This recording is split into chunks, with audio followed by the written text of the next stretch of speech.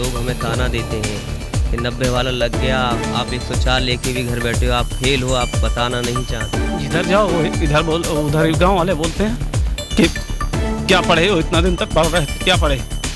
और हमसे कम वाले नौकरी कर रहे हैं, हम लोग यहाँ वहाँ भटक रहे हैं। तो हम जैसे युक्त लोगों का भी ख्याल रखना चाहिए कि जो उम्र के अंतिम पड़ाव पे हैं और अपने हमारा सुपरटेट में 106 नंबर है और मैं केवल लो एकेडमिक होने की वजह से मैं आज बाहर हूँ। तो मेहनत से दिन रात 10-15 दिन के अंदर उसने जी तोड़ मेहनत की है और 110, 105, 115 नंबर तक लेकर आया, यहाँ पे धरना दे रहा है।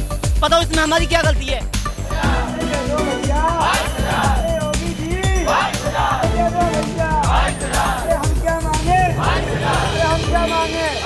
जी, मेरा नाम नितेश सिंह गौर है, मैं हरदोई जनपद से हूँ। अच्छा।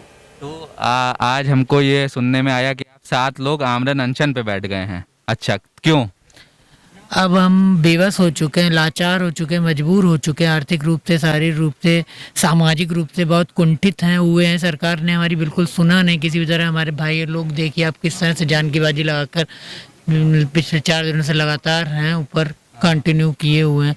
अब हम लोग भी क्या करें, हमें भी समझ में नहीं रहा। हम लोग पूर्ण रूप से विक्षिप्त हर तरह से चल रहे हैं, क्या करें, मजबूर हुए हैं। सरकार ने ऐसा विवश किया हम लोगों को, तो इसके लिए विवश हुए। बस समझ लीजिए आप 55 से 56 दिन व्यतीत हो चुके हैं। बहुत मुश्किल होता है ऐसे जीवन व्यतीत कर पाना, जीवन यापन। अब और हमें बहुत अंदर से वेदना कुंठित इस बात की होती कि हम लोगों के 117, 115 नंबर हैं और 90 आपके कितने नंबर? मेरे सुपरटेट में 104 नंबर हैं और मैं फिर भी बाहर हूँ। क्वालिफाइंग कितना था? क्वालिफाइंग 97 नंबर है जी, जनरल। ठीक। हाँ भैया, आपका क्या नाम है? योगेश गुप्ता। हाँ, तो योगेश जी आप कहाँ से आए हैं? मैं अलीगढ़ से आया हूँ। अलीगढ़ से आए हैं? यस। ठीक है। कितने दिन हो गए आपको यहाँ आए हुए? आज 56वां दिन है मुझे यहाँ। तो आपने ये आप लोगों ने कब डिसाइड किया कि अब आमरण अनशन पे ही एक आखिरी मौका, वो रास्ता रह गया? हमने आज के ही दिन डिसाइड किया था, 15 अगस्त पे। दुनिया आज़ाद हो गई मगर हम आज़ाद नहीं हुए हैं। हम लोगों की बातें सुन के परेशान हो चुके हैं। लोग हमें ताना देते हैं कि 90 वाला लग गया, आप 104 लेके भी घर बैठे हो, आप फेल हो, आप बताना नहीं चाहते हो कि आपके 104 नंबर हैं। तो ऐसे जीने से क्या फ़ायदा? इससे अच्छा है कि या तो यहाँ से नियुक्ति लेके जाएंगे या मुक्ति लेके जाएंगे। भैया, आपके साथी ने बताया 15 अगस्त आज है और सब लोग स्वतंत्रता दिवस मना रहे हैं और आप लोग यहाँ पे आमरण अनशन पे बैठे हुए हैं। मेरा नाम आशीष बरनवाल है, मैं अमेठी से हूँ। अच्छा, अमेठी से हैं आप? जी सर, हम यहाँ 56 दिनों से बैठे हुए हैं सर। हम लोग 52 दिनों तक यहाँ वहाँ धरना देते रहे, नहीं सुनी गई। उसके बाद हम लोगों ने ये रास्ता अख्तियार किया कि या तो धरना देंगे, हम लोगों का या तो 1,37,000 पद पूरे होंगे या फिर अपनी जान दे देंगे, क्योंकि ऐसे जीने से कोई फायदा है नहीं। जी, जहाँ पर योग्यता का सम्मान ना हो वहाँ पर जीने की क्या बात है। जीना मरने के बराबर है, क्योंकि जिधर जाओ इधर बोल, उधर गांव वाले बोलते हैं कि क्या पढ़े हो, इतना दिन तक पढ़ रहे थे, क्या पढ़े। और हमसे कम वाले नौकरी कर रहे हैं, हम लोग यहाँ वहाँ भटक रहे हैं। जी भाई साहब, क्या नाम है? देवरिया से है। देवरिया से आए हैं? अच्छा, तो आपके ये साथी लोग, आपके बाकी साथी लोग जो आपके देवरिया में होंगे, वो तो आज स्वतंत्रता दिवस मना रहे होंगे। वो क्या, उनसे बात हुई या वो क्या कह रहे हैं? आज आप क्यों बैठे हुए हैं? देखिए सर, हमारा देश स्वतंत्र हुए 1947 में स्वतंत्र हुआ, लेकिन हमने 1992 में हाई स्कूल की परीक्षा पास किया। कल्याण सिंह के ज़माने में मैं पास किया था। उस समय पूरे यूपी के रिजल्ट बहुत कम बना था, उसमें भी पास किया। लेकिन मेरी यही कमी रह गई कि आज का हमारा जो एकेडमिक चल रहा है, आज का एकेडमिक और उस समय के एकेडमिक में ज़मीन आसमान का फ़र्क है। क्योंकि उस समय जब हम 37 पे पास होते तो खुशियाँ मनती थी, और आज 95-96 नंबर पाकर तभी भी उनके गार्जियन में खुशी नहीं होती है।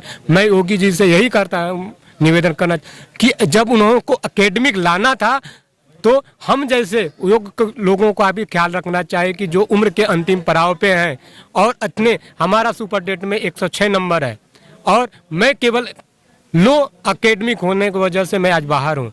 मैं और मेरे पड़ोस की मेरी बहन, मेरे चाचा की लड़की मात्र उसके 97 नंबर थे, 1 नंबर से वो फेल थी। अच्छा। 96 नंबर थे जब रिजल्ट निकला था, 1 नंबर से फेल थी। लेकिन जैसे ही दोबारा 3 नंबर का संशोधन हुआ उसमें और 97 पास होकर के वो आज नौकरी कर रही है और मैं 106 नंबर लेकर के आज यहाँ धरना पे और अनशन पे बैठा हुआ हूँ। और ये बताइए आपकी लगभग क्या उम्र होगी और जो बच्ची? अंतिम पड़ाव, मेरा डेट ऑफ बर्थ 1979 है। मेरी उम्र इस समय 42 साल होगी। मैं जनरल कैटेगरी में, मेरा अंतिम मौका था और इसके बाद मैं नौकरी के लायक नहीं रहूँगा।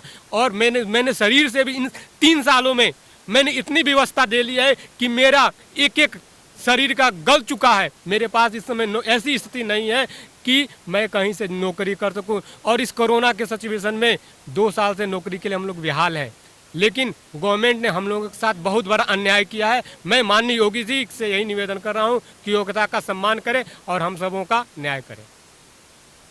जी जी भैया आपके पास आते हैं। जी क्या नाम है भैया आपका? मेरा नाम नदीम खान है। हाँ।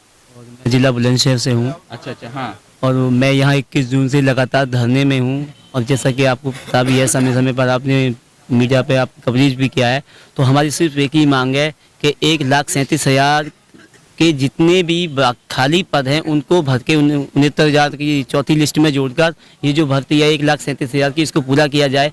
एक बात बताइए, इसमें मेरा दोस्त तो कुछ नहीं है। अगर मैं 100 नंबर लेके आया हूँ सुपर डेट में, आपने 143 वाले को नियुक्ति दे दी, जबकि उससे ये नहीं पूछा कि 143 नंबर से उसके कैसे आए। उसे ये नहीं पता कि देश का प्रथम नागरिक का नाम क्या है, और आपने उसकी बैक बाइटिंग करके पीठ थपथपाकर उसको नियुक्ति दी है। उससे ये नहीं पूछा कि तुम इतने योग्य कैसे हो, तुम्हारे इतने नंबर कैसे नहीं है।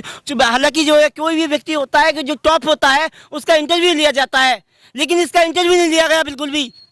अच्छा। इसमें सरासर शिक्षा मंत्री, हम तो ये कहेंगे शिक्षा मंत्री, उसके अलावा जो अधिकारी है शिक्षा वर्ग के, उन सब की जो है बहुत बड़ी नाकामी है। वो अपनी नाकामी को छिपाया है उन्होंने। अच्छा। और अब मैं तो आपसे भी ये सवाल करना चाहूँ, क्या आप चाहेंगे कि ऐसे शिक्षक से अपने बच्चे को शिक्षित कराना जिससे ये नहीं पता कि हमारे देश का राष्ट्रपति कौन है? बिल्कुल बिल्कुल सही बात। 90 नंबर वाला नौकरी कर रहा है, 145 वाला नंबर लाके नौकरी कर रहा है, उसे ये नहीं पता कि देश के राष्ट्रपति का नाम क्या है। जबकि यहाँ अपनी जो मेहनत से दिन रात 10-15 दिन के अंदर उसने जी तोड़ मेहनत की है और 110, 105, 115 नंबर तक लेकर आया, यहाँ पे धरना दे रहा है। बताओ इसमें हमारी क्या गलती है? हम सिर्फ हाथ जोड़ के ये निवेदन करते हैं कि या तो आप हमारी जल्दी से जल्दी 1,37,000 की खाली सीटों को पूरा करिए, वरना जो स्थिति इस समय बनी हुई है अनशन वाली, हो सकता है कि आज 7 लोग बैठे, कल 70 भी हो सकती है यहाँ की संख्या। धन्यवाद। जी भैया क्या नाम है आपका? जी मेरा नाम राघवेंद्र मिश्र है। कहाँ से? हम देवरिया से आए हैं जी। तो राघवेंद्र जी, ये 7 लोग हैं जो लोग अनशन पे बैठे हुए हैं, आपने अपना नाम क्यों देने का सोचा? काफ़ी सारे लोग अनशन पे नहीं भी बैठे। जी सर, हमने अपना नाम इसलिए दिया हुआ है क्योंकि अब हमें यह पीड़ा बर्दाश्त नहीं हो रही है। हमें लग रहा है कि कहीं न कहीं अब लोकतंत्र खतरे में है। हमारे भाई बहन यहाँ पर 55 दिनों से लगातार धरना दे रहे हैं। आज धरने का 56वां दिन है, लेकिन आपको बताने में हमको बहुत पीड़ा महसूस हो रही है कि इतने दिनों में सरकार का कोई भी प्रतिनिधि जो है हम लोगों का सुध लेने के लिए आज तक नहीं आया। अभी 2 घंटे पहले बारिश ज़ोर से हो रही थी। हम लोग जो है बरसाती लगा करके अपने आप को सुरक्षित किए हुए थे। आप यहाँ देख लीजिए, इस परिसर में सिर्फ एक पानी की टंकी है मात्र है, बाकी यहाँ पर कोई छत नहीं है। और हमारे साथी आज 5 दिनों से पानी की टंकी पर जो है चढ़े हुए हैं, लेकिन जब कोई बात नहीं पूछता है ना तो पीड़ा होती है। और यह पीड़ा अब इतनी बढ़ गई है कि हमें आमरण अनशन के लिए मजबूर होना पड़ा है, क्योंकि ऐसी जिल्लत की ज़िंदगी जीने से बेहतर है कि मौत को गले लगा लेना।